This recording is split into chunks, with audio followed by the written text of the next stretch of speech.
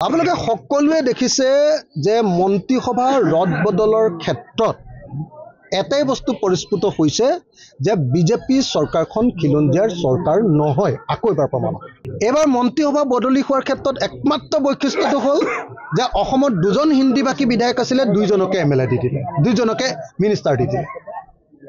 অশোক সিংঘালকো দি দিলে আৰু বৰাক কৰ্জনকো দি দিলে। এজনকো এজন মৰাক মানুহকো ইয়াতে মিনিষ্টাৰ নিদিলে, মন্ত্ৰী নিদিলে, এজন মটককো নিদিলে, কলিতা মানুহকো কাকো নবহালে। আহোম মানুহ 7জন এমএলএ জিকি আছে, কিন্তু দিলে মাত্ৰ এজনক এতিয়ালৈকে। তাকো আকৌ ৰাজহ বিভাগটো আকৌ কাঢ়ি লৈ গুচি গ'ল তেওঁৰ হাতৰ পৰা। আপোনালোকে নিজে দেখিছে। কোচ ৰাজবংশী মানুহ এজনকো আপোনালোকে দেখিলে যে এজন মানুহকো কোচ ৰাজবংশী মানুহক মন্ত্ৰিত্ব নিদিলে। চাহ বাগানৰ মানুহ এজনৰ পৰা কাঢ়ি নিলে, সেই কাঢ়ি নিয়া পষ্টটোহে অন্য এজনক দিলে, তাৰ বাহিৰে কোনো ধৰণৰ নিদিলে। অৰ্থাৎ অসমৰ খিলঞ্জীয়া ভূমিপুত্ৰ জনজাতি লোকসকল তেওঁলোকৰ আপোনালোকে দেখিলে যে সকলোৰে অধিকাৰ খৰ্ব কৰা হ'ল এই যিটো মন্ত্ৰীসভাৰ হাল সলনি। আপোনালোকে দেখিলে যে আজিৰ দিনটোত বড়ো মানুহজনৰ হাতত কি মন্ত্ৰিত্ব আছে? বড়ো মানুহজনৰ হাতত বস্ত্ৰ, অন্য কোনো কাম নাইকিয়া মন্ত্ৰিত্বটো দিছে কি? বস্ত্ৰ শিল্পৰ দায়িত্বটো দিছে। কোনো ধৰণৰ গুৰুত্বপূৰ্ণ বিভাগ উৰ্খাও গুৰুৱা বমৰ হাতত নাই। আনহাতে আন এগৰাকী আপোনাৰ ডিমাচা মানুহ জনজাতি ভূমিপুত্ৰ আছিলে, আপোনাৰ কি কয় গাৰ্লুচা, নন্দিতা গাৰ্লুচাৰ হাতত এটা গুৰুত্বপূৰ্ণ বিভাগ আছিলে, সেইটোও তেওঁৰ পৰা হাতৰ পৰা কাঢ়ি আনিলে, জনজাতি দুইজনৰ হাতৰ পৰা কাঢ়ি আনিলে। কাৰ্বি মানুহৰ হাততো কোনো ধৰণৰ অধিকাৰ নিদিলেই। গতিকে এইটো প্ৰমাণ কৰি দিলে যে হিমন্ত বিশ্ব শৰ্মা চৰকাৰখন দিল্লীৰ চৰকাৰ হয়, এখন বহিৰাগতৰ চৰকাৰ হয়, হিন্দী ভাষীৰ চৰকাৰ হয়, খিলঞ্জীয়া ভূমিপুত্ৰ জনজাতি আৰু খিলঞ্জীয়া মানুহবিলাকৰ চৰকাৰ নহয়। অসমৰ কিমান সংখ্যক কলিতা মানুহ আছে আপোনালোকে সকলোৱে দেখিছে। এজন কলিতা মানুহক এবাৰ নতুন যিটো হেৰি হ'ল, কোনোবা এজন কলিতা মানুহক ইয়াতে ক'ৰবাত মন্ত্ৰিত্ব দিয়া হ'লনে বা মন্ত্ৰিত্ব সলনি কৰি গুৰুত্বপূৰ্ণ পদবী দিয়া হ'লনে? কোনোবা চুতীয়া মানুহক গুৰুত্বপূৰ্ণ পদবী দিয়া হ'লনে? একো দিয়া নহ'ল। আমি দেখিবলৈ পালোঁ যে এই চৰকাৰখনে সম্পূৰ্ণৰূপে এখন হিন্দী ভাষীৰ চৰকাৰ। এই চৰকাৰখনে সেইকাৰণে আমি দেখিছোঁ যে ছট পূজাত বন্ধ দিয়ে, কিন্তু আলি আই লৃগাঙত বন্ধ নিদিয়ে। অসমত ছট পূজাত বন্ধ হয়, আপোনালোকে মনত ৰাখিব দেই, ছট পূজাত অসমত বন্ধ হয়, কিন্তু অসমত মিচিংসকলৰ আলি আই লৃগাঙত বন্ধ নিদিয়ে। এইখনেই হ'ল হিমন্ত বিশ্ব শৰ্মাৰ চৰকাৰ, যি ভূমিপুত্ৰৰ নামত কেৱল ৰাজনীতি কৰে, কিন্তু ভূমিপুত্ৰৰ কোনো সমস্যাৰ সমাধান নকৰে। গতিকে মই এই মুহূৰ্তত মইতো ভাবোঁ যে আচলতে মিচিংসকলৰ আমাৰ যি আলি আই লৃগাং, সেই আলি আই লৃগাঙত চৰকাৰী বন্ধ, ৰাজ্যিক ভিত্তিত চৰকাৰী বন্ধৰ দিন ঘোষণা কৰিব লাগে।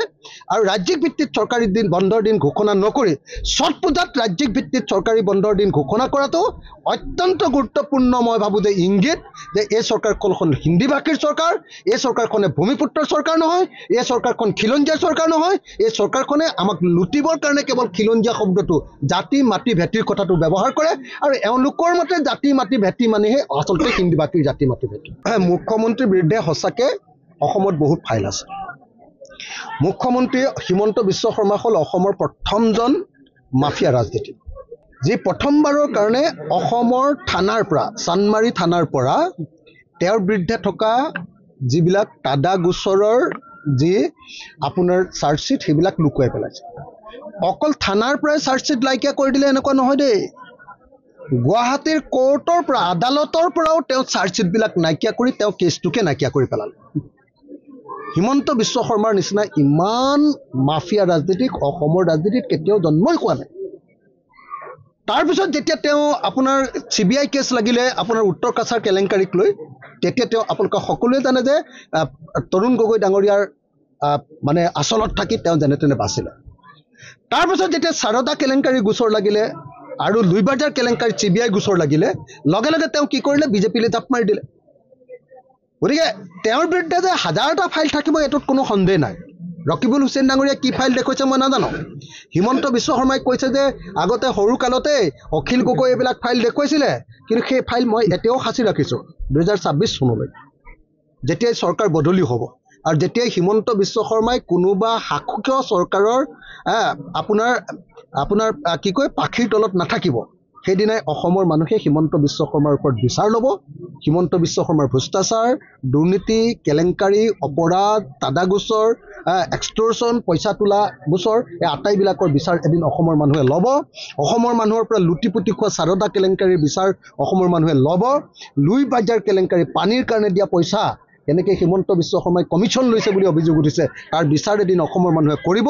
গতিকে এই ফাইলবিলাক মাজে মাজে ওলাই থাকিব, আৰু এই ফাইলবিলাক এতিয়া ওলাই থাকি লাভ নাই, কাৰণ তেওঁ এতিয়া বিজেপি চৰকাৰৰ মুখ্যমন্ত্ৰী। যেতিয়াই তেওঁলোকৰ চৰকাৰ ভাগিব তেতিয়াই এই ফাইল আকৌ ওলাব, আৰু যেতিয়াই ফাইল ওলাব আচল সময়ত তেতিয়াই তেওঁ নিশ্চয় বিপদত পৰিব। AGP এতিয়া আঞ্চলিক দল নহয়, AGP এতিয়া বিজেপি দলৰ, সাম্প্ৰদায়িক বিজেপি দলৰ, ৰাষ্ট্ৰীয়তাবাদী দলৰ ধামাধাৰা পাৰ্টি। AGP ইতিমধ্যে আঞ্চলিক দলত নাই, আৰু অতুল বৰাই আঞ্চলিকতাবাদী পাৰ্টিটোক মানে ইতিমধ্যে লিজত দি দিলে। বিজেপিৰ ওচৰত, দিল্লীৰ ওচৰত, নাগপুৰৰ ওচৰত লিজত দি দিলে। এই মুহূৰ্তত কোনোপধ্যে AGP আঞ্চলিক দল নহয়। ইতিমধ্যে বিজেপিৰ ওচৰত বিক্ৰী গ'ল। অতুল বৰাই নিজে এতিয়া লিজত আছে হিমন্ত বিশ্ব শৰ্মাৰ ওচৰত। অতুল বৰাই কোনো কাম কৰিব পৰা পৰিৱেশত নাই। আপোনালোকে সকলোৱে দেখিছে যে AGPয়ে কেন্দ্ৰীয় চৰকাৰ কাৰ ক্ষেত্ৰত ভোটদান কৰি বিদেশীৰ প্ৰশ্নত ইতিমধ্যে কম্প্ৰমাইজ কৰিছে।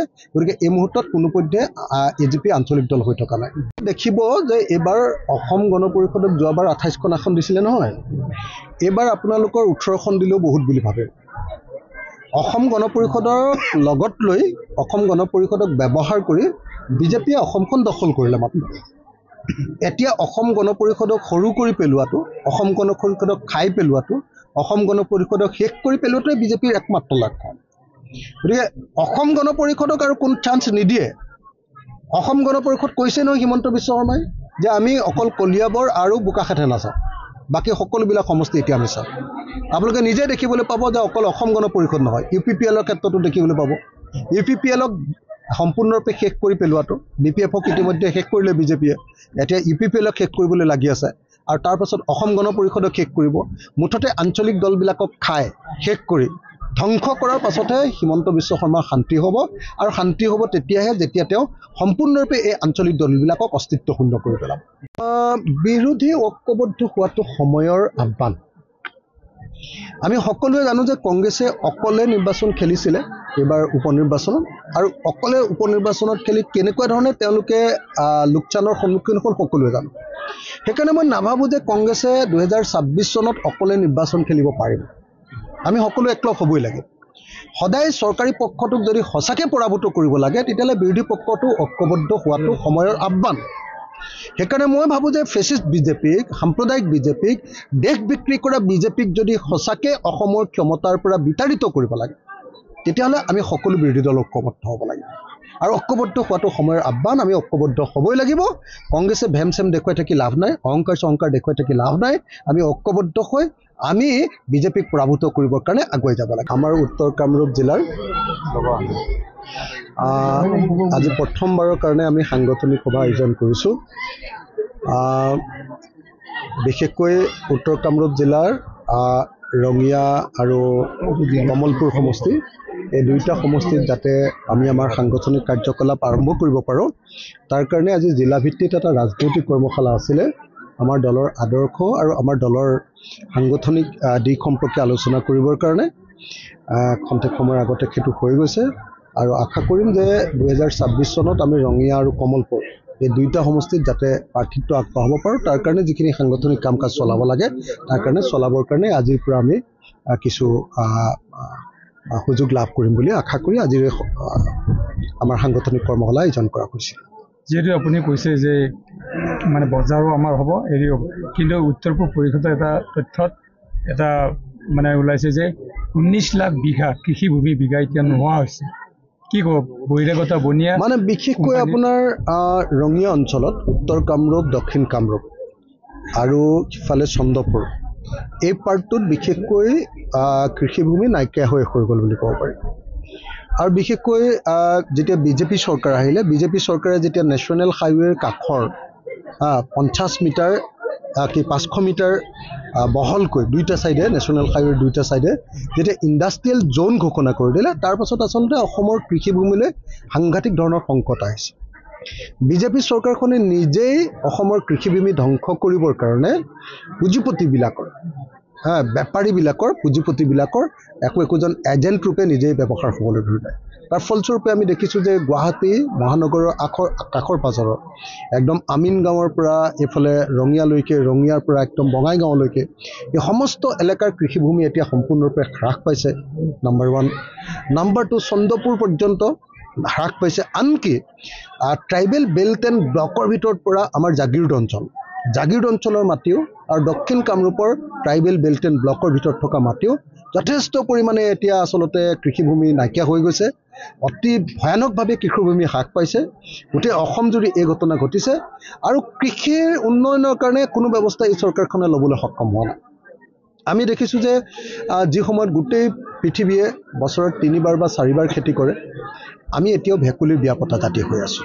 এতিয়াও আমাৰ পথাৰত পানী যোগানৰ কোনো ব্যৱস্থা গ্ৰহণ কৰা হোৱা নাই। এতিয়াও বানপানী আৰু গৰাখহনীয়াৰ পৰা এই চৰকাৰে আমাৰ মানুহক সুৰক্ষিত কৰিব নোৱাৰিলে। এতিয়াও আমাৰ উৎপাদন, যিটো আমি উৎপাদন কৰোঁ, সেই উৎপাদনৰ পৰিমাণটো ভাৰতবৰ্ষৰ সকলো ৰাজ্যতকৈ উৎপাদনৰ হাৰত আমি কম প্ৰডাক্টিভিটিৰ ক্ষেত্ৰত। এনেকুৱা পৰিস্থিতিত মই ভাবোঁ যে বিজেপি চৰকাৰে আমাৰ কৃষি উন্নয়নৰ ক্ষেত্ৰত সম্পূৰ্ণৰূপে ব্যৰ্থ হৈছে। কৃষিভূমি সাংঘাতিক ধৰণে বহিৰাগত বেপাৰীৰ হাতত দি দিছে আৰু চৰকাৰে নিজেই দালালৰ ভূমিকা গ্ৰহণ কৰিছে।